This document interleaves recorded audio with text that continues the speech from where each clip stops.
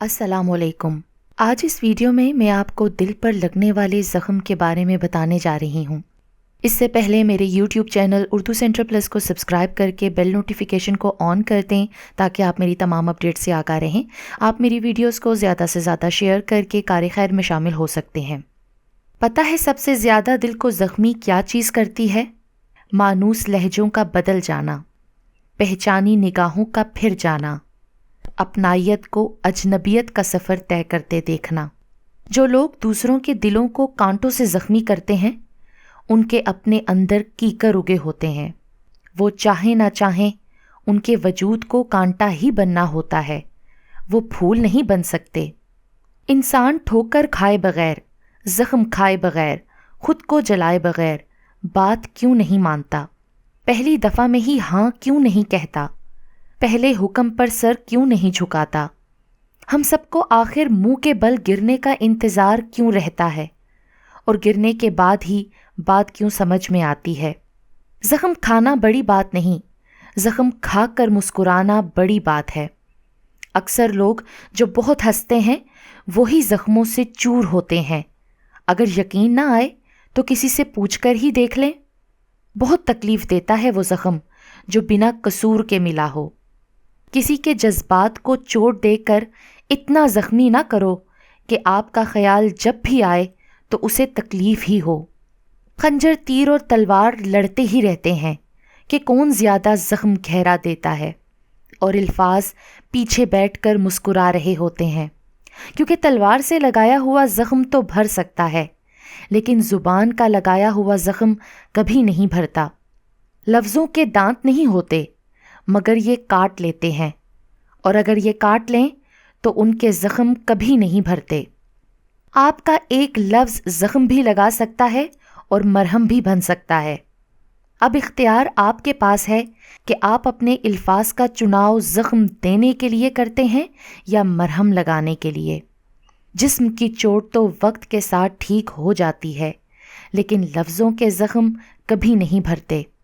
تلوار کا زخم جسم پر ہوتا ہے اور بری گفتگو روح کو زخمی کرتی ہے۔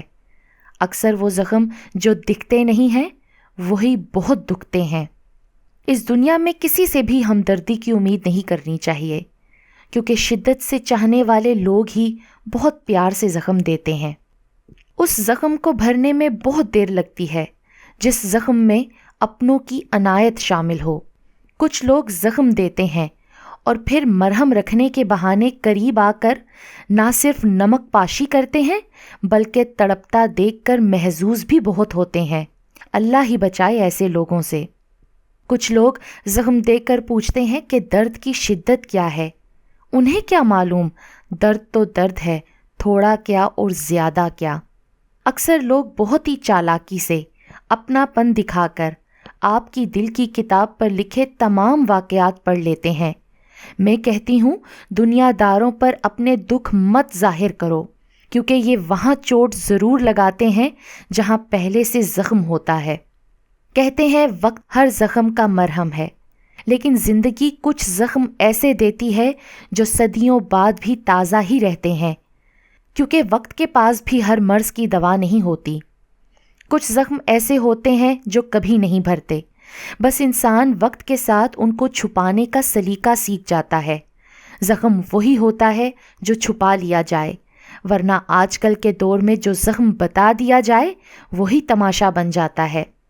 کبھی کبھی چوٹ لگنا بہت ضروری ہوتا ہے، کیونکہ زخم جیسا کوئی استاد نہیں ہوتا۔ وہ انسان ہمیشہ خزاں کی قدر کرتا ہے جس نے بہار میں زخم کھائے ہوں۔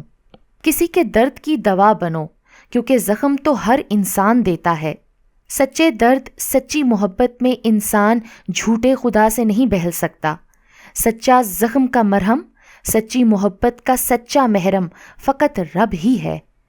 ہر زخم کا مرہم ہو جائے جب اللہ محرم ہو جائے۔ ہم اپنے اللہ کے کرشموں کو کبھی نہیں سمجھ سکتے۔ وہ عجیب ہے، بہت آزماتا ہے، آخری حد تک لے جاتا ہے، اور پھر ایک دم سے کچھ ایسا کر دیتا ہے کہ تمام زخم ایک ساتھ بھر جاتے ہیں، یاد ہی نہیں رہتا کہ تکلیف کیا تھی۔ آخر میں بس یہی کہوں گی کہ یہ جگر کے زخم ہی ہوتے ہیں جو داستان میں رنگ بھرتے ہیں، ورنہ صرف لفظ لکھنے سے کہاں تحریر بنتی ہے۔